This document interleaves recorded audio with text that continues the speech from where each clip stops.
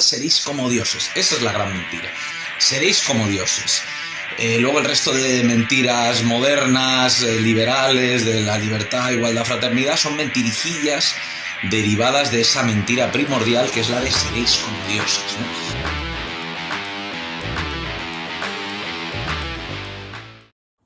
Hola amigos, hoy vamos a hablar de El mito del Grial y vamos a utilizar para ello la película Excalibur, pero también todo el ciclo mítico, simbólico del Grial. Por ejemplo, aquí tenemos El Caballero de la Carreta, que es una de las novelas de caballería más importantes de todo el ciclo artúrico de Chrétien de Troyes, ¿vale? Del siglo XIII. Vamos a hablar, intentando sintetizar todos los elementos que hay en el mito del Grial, que son infinitos y sería imposible aglutinarlos todos, pero vamos a intentar ver los elementos más importantes que se dan en el mito y que la película Excalibur de John Boorman recoge a la perfección.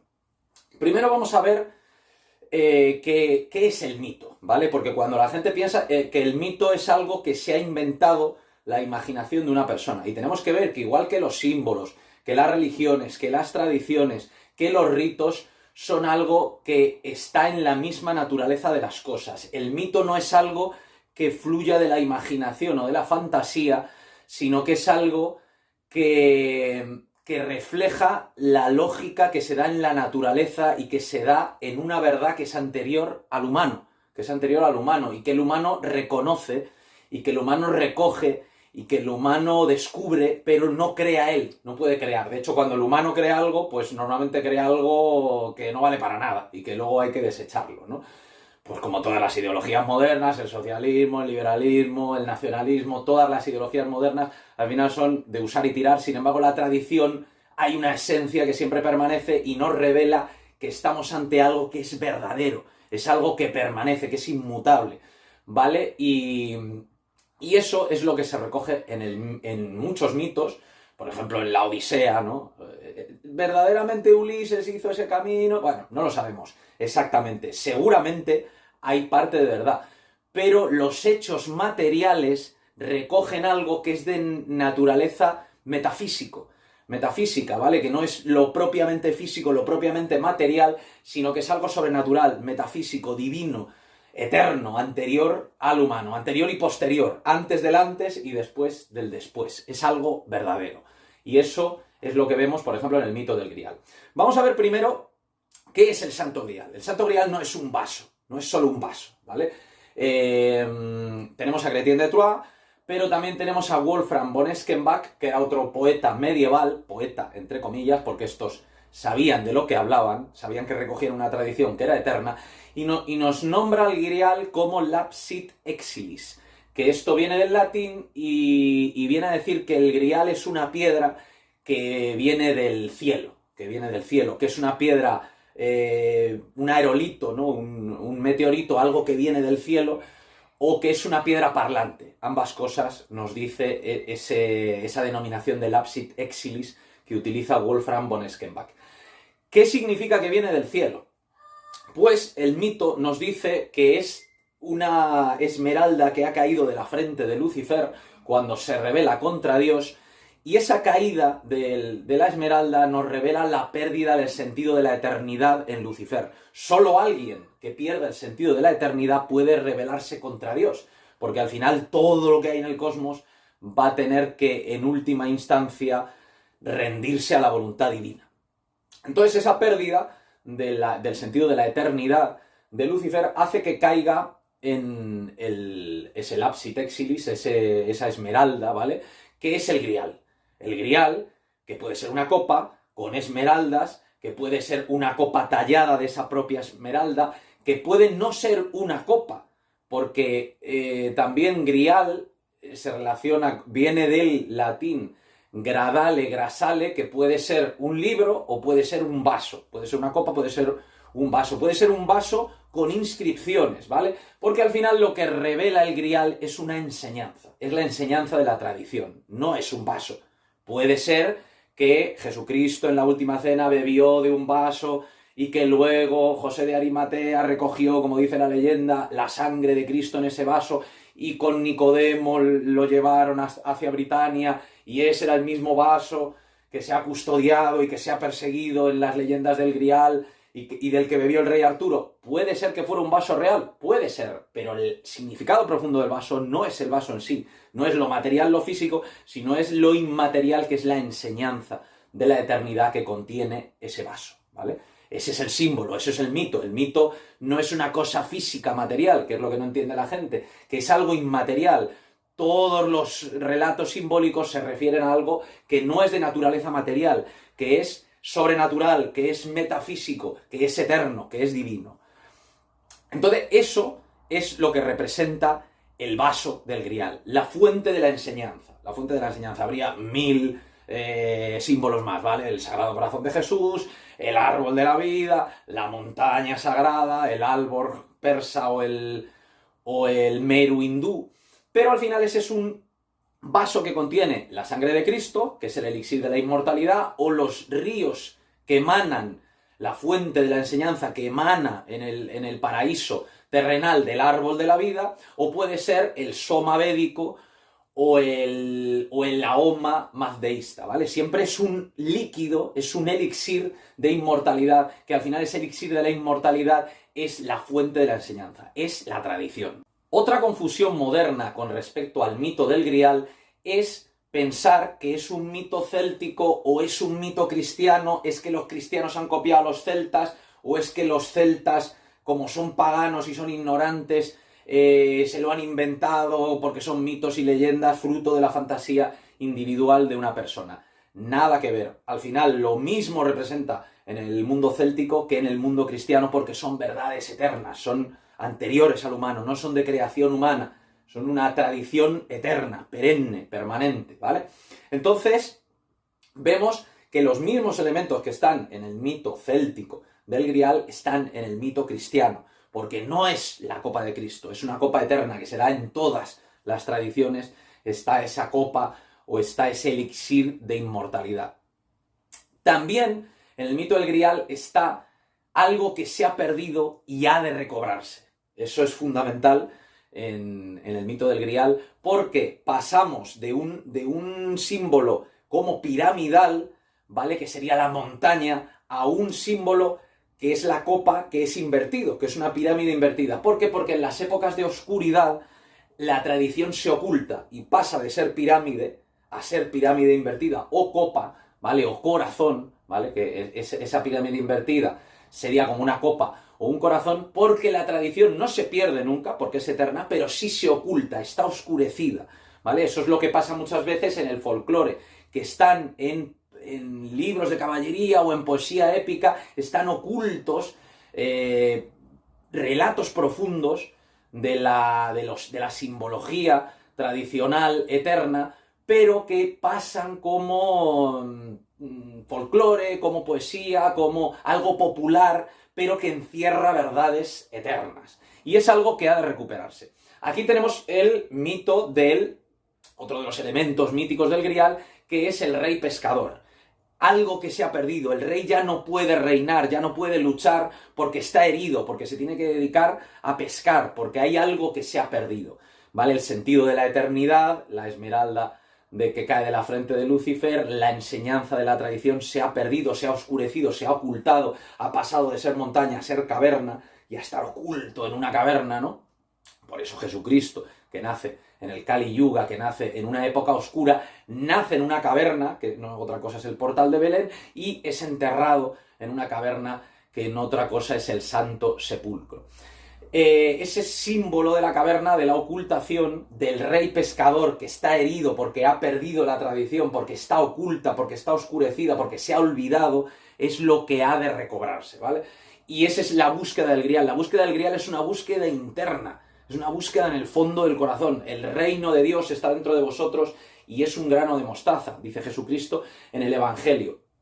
Y esa búsqueda interior es la que inicia Perceval, que es otro de los caballeros puros del Grial, que va a buscar eso que se ha perdido para poder restablecer al rey pescador en el trono y para que esa tierra baldía, en la que ya no hay primavera, en la que ya no hay alegría, porque se ha perdido el sentido de la eternidad, porque se está solo en las cosas contingentes, ¿vale? Es lo que pasa en el mundo actual. Como se ha perdido la visión de Dios, La tragedia del mundo actual es que sin Dios, sin eternidad, sin trascendencia, estoy atado a las cosas contingentes de la vida que siempre son efímeras, que me ato a cosas que tienen un final y eso produce dolor, un placer efímero, pero a la larga dolor, porque todo se deshace, se desvanece y no hay nada firme a lo que agarrarse, no hay una tradición, no está el grial, no está ese rey que recupera la espada, el símbolo de Excalibur, se quiebra y ha de volver a forjarse para unirse, como en el Señor de los Anillos,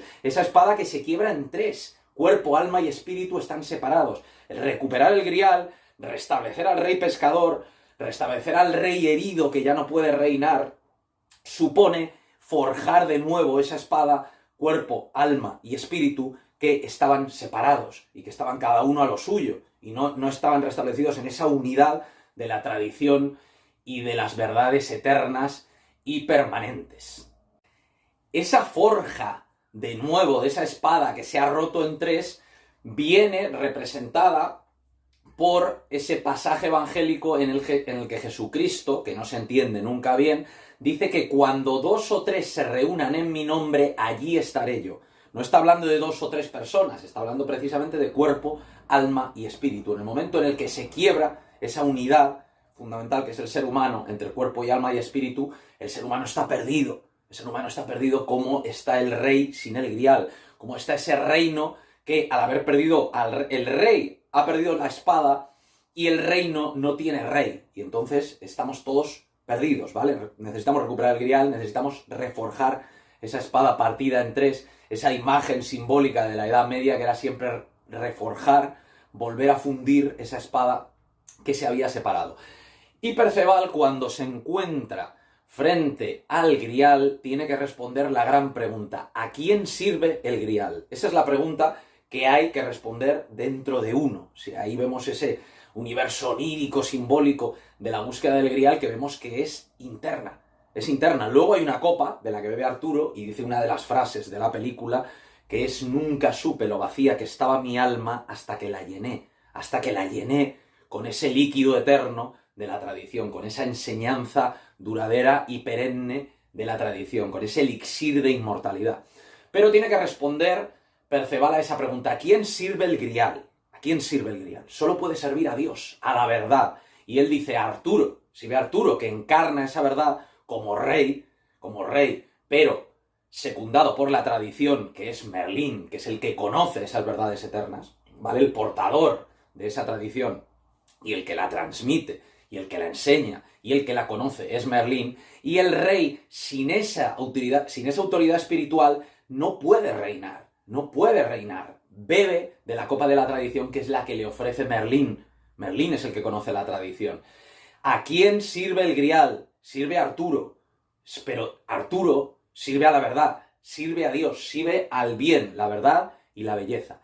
Esa es la clave del grial. Y luego el rey y la tierra son uno, como dice Jesucristo: yo y el Padre somos uno, y el que crea en mí podrá ser uno con el Padre como yo soy uno con el Padre. Y ahí vemos esa doctrina de la no dualidad que se da en en todas las tradiciones verdaderas, como el taoísmo o el hinduismo. Como en el Vedanta Advaita, ¿no? Que lo que se enseña es que no hay dualidad, que todo es lo mismo porque todo procede de un mismo creador. Entonces, al final, el rey y la tierra son uno y yo y el Padre somos uno. Quiero decir que según se va ascendiendo en ese conocimiento, en esa certeza espiritual, todo tiende a la unidad, porque cuanto más bajamos hacia la materia, todo más se disuelve en antagonismos y en oposiciones. Y al final, si vamos a la materia total, como el materialismo absoluto, como la sociedad actual, pues todo el mundo está separado: hombres contra mujeres, izquierdas contra derechas, veganos contra carnívoros.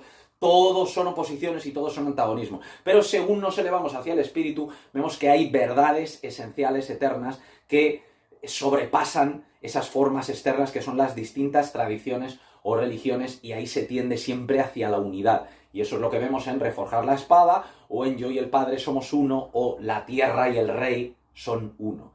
El grial sirve a Dios, sirve al bien, a la verdad y a la belleza. Solo puede servir a ello.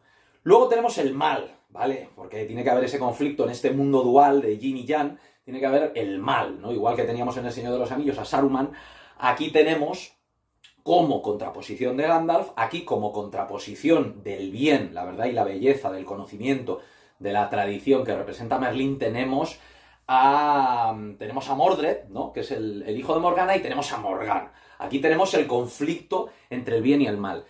Al final, Arturo tiene que matar a Mordred, que es fruto de una relación incestuosa, es fruto del mal total, ¿no? Porque Morgana, que es hermana de Arturo, ha concebido un hijo del propio Arturo, ¿no? Porque le hechiza y le hace creer que es Ginebra, que es su mujer, y tiene un hijo fruto de la maldad total, que es una relación incestuosa entre hermanos, que es Mordred. Pero cuando Arturo mata a Mordred, realmente es un simbolismo de matar a lo efímero, a lo maligno, a lo perecedero, a lo mundano, a lo terrenal que hay en ti, ¿no? Cuando ya Arturo ha bebido el grial, ha recuperado el sentido de la eternidad, es capaz de matar a esa parte efímera, a ese personajillo que no es tu yo eterno, que en este caso representa Mordred. Porque al final, en ese conflicto entre esos dos polos, que son, dentro de la manifestación, el bien que representa Merlín y el mal que representa Morgana, tenemos al final el conflicto entre la verdad y la mentira, ¿no? Sabemos que el demonio, Satanás, el mal, no crea, no puede crear, es solo una sombra. Lo único que puede hacer es negar, intentar corromper lo que ha hecho Dios. Y eso es lo que hace Morgana con las enseñanzas de Merlín. Es decir, es utilizar la tradición para crear una contratradición, para crear una subversión de los valores tradicionales y llamar a la mentira verdad, llamar al mal bien, o llamar a la paz guerra. O sea, al final es subvertir todo el orden tradicional. La guerra es paz, es como la neolengua, ¿no?, que nos hace ver muy bien George Orwell en 1984, donde se subvierte todo, ¿vale? Lo torcido es lo recto, la mentira es lo verdadero, el mal es el bien, lo frío es lo caliente, todo se cambia, ¿vale? Para servir a ese ser espiritual que es el demonio, que lo único que puede hacer es subvertir el orden creado por Dios, pero no puede crear nada. Igual que la modernidad no crea nada, sino que lo único que hace es negar todo lo que ha creado la tradición a partir de esas verdades eternas. Y el último elemento que vamos a señalar, porque había miles aparte de los que ya hemos apuntado, sería el de el pecado que van cometiendo cada uno de los personajes que van pasando por ese universo del Grial, van cometiendo pecados. El padre de Arturo, que es Uther Pendragon, utiliza la tradición, esa enseñanza de la tradición, para su soberbia, para su codicia y para su lujuria. Entonces, fruto de esa lujuria, nace Arturo, ¿vale? Arturo ya es fruto del pecado, de un pecado original, ¿no? La modernidad niega el pecado original, pero nosotros, ese pecado original no es un pecado que ha cometido Adán o Eva de una manera circunstancial, sino que está en la propia naturaleza humana, porque está sometido al bien y al mal, está sometido a las influencias celestes y a las influencias materiales, a las influencias efímeras de este mundo contingente, ¿no? Entonces, ese pecado original está en Uther Pendragon y pasa a su hijo. El hijo es fruto de un pecado que ha cometido el padre, ¿vale? Porque lo concibe con una mujer que no es su mujer y es fruto del engaño que Merlín le ayuda a hacer, pero Merlín le pone como condición que él se va a quedar con el niño fruto de ese pecado, que es Arturo. Entonces Merlín lo cría como si fuera un escudero, no como si fuera el hijo del rey, es decir, le enseña la humildad, le enseña la tradición, pero ese enseñar la tradición no le hace inmune al pecado, porque ya lo ha heredado, ese pecado original, de su padre, de Uther Pendragon, que era un hombre valeroso, pero era un hombre corrompido. Estaba corrompido, pues como lo está Isildur por el anillo de Sauron, porque tiene esa debilidad humana, que tiende hacia la codicia, hacia la lujuria, hacia la soberbia, ¿no? Y Arturo comete el pecado de la soberbia, y se quiebra Excalibur y se vuelve a forjar, ¿no? Pero él vence a Lanzarote, al caballero más puro, al caballero de la carreta, al caballero, que eso lo vemos aquí, que es capaz de humillarse y de aniquilar su yo mundano, ese que aspira a la codicia, a la soberbia, subiéndose en una carreta, ¿vale? Esto daría para muchísimo más, pero es lo mismo que le pasa a Don Quijote, porque Cervantes bebe de esas fuentes de la novela caballeresca y de ese ideal caballeresco de la Edad Media, y a Don Quijote le pasa lo mismo que a Lanzarote, se le sube en una carreta, se le humilla y tal, pero él es invencible en esa fe tradicional del caballero. Le da igual que se le pase y que se le humille delante del mundo, porque él tiene valores, defiende valores eternos, y en ese yo fundamental, eterno, esencial, imperecedero, ahí es indestructible Don Quijote. Lo que hagan con su cuerpo, lo que hagan con su orgullo de este mundo, ¿no? Con su prestigio mundano, le da igual, ¿no? Su reputación no es lo que más le importa a Don Quijote ni al caballero de la carreta, porque lo importante es mantenerse firmes en la tradición, en la enseñanza eterna que la tradición representa. El pecado de Arturo, igual que el de su padre era la codicia o la lujuria, el pecado de Arturo es la soberbia de utilizar la tradición no para el bien común, sino para el envanecimiento de un solo hombre, que es él, ¿no? Para su gloria terrena y mundana, y vencer una batalla que no ha de vencer, que es la batalla individual que él libra con la pureza que representa Lanzarote del Lago, el caballero de la carreta.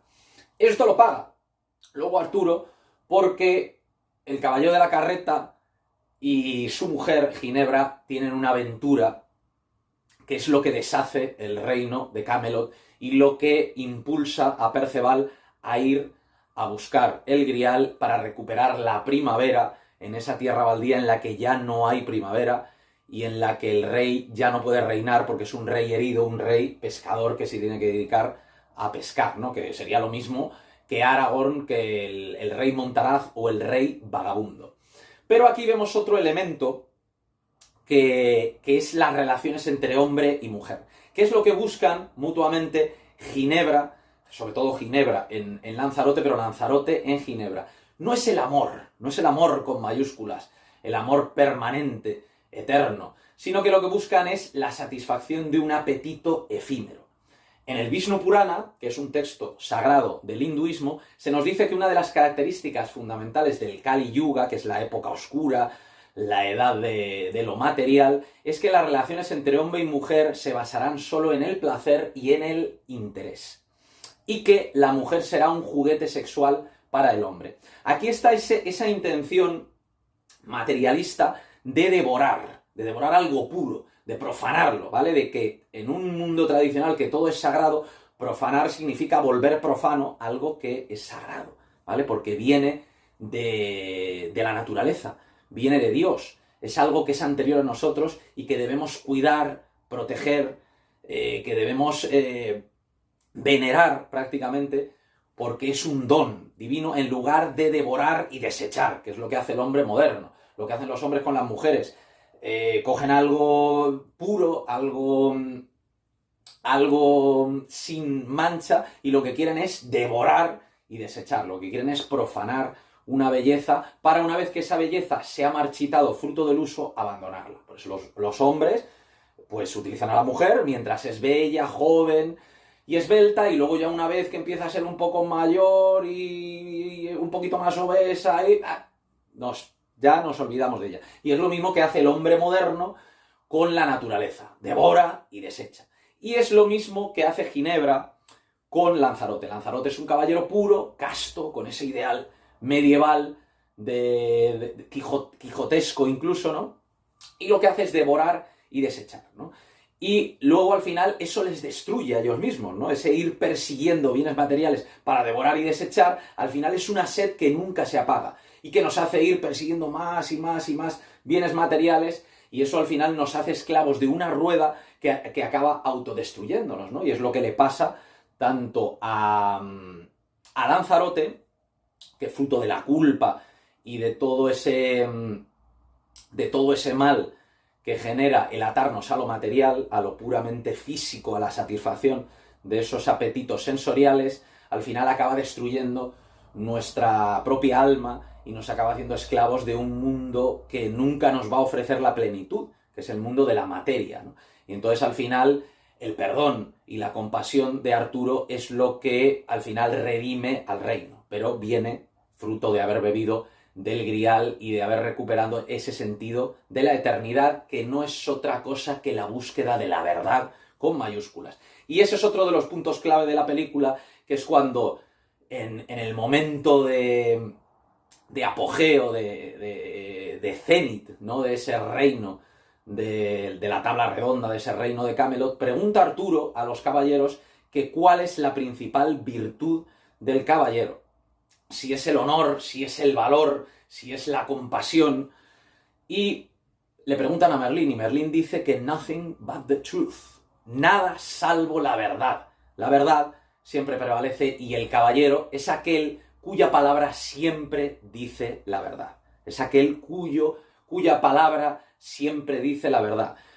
No solo al mundo, sino sobre todo a sí mismo. Porque esa búsqueda del Grial, esa recuperación de la verdad, es una búsqueda interior que cada uno tenemos que realizar a lo largo de nuestra vida, y una vez que nosotros hemos recuperado ese sentido de la verdad y de la eternidad, intentar verterlo sobre el mundo. Y esas grandes enseñanzas son las que encontramos en toda la literatura de la saga artúrica, en la película de Excalibur y en el mito del Grial, que es perfectamente recuperable en esta época oscura, en esta tierra baldía del Grial, en este Kali Yuga que nos ha tocado vivir tristemente a las personas que hemos nacido en esta época. Pues gracias por ver el vídeo, amigos, y nos vemos en próximos vídeos.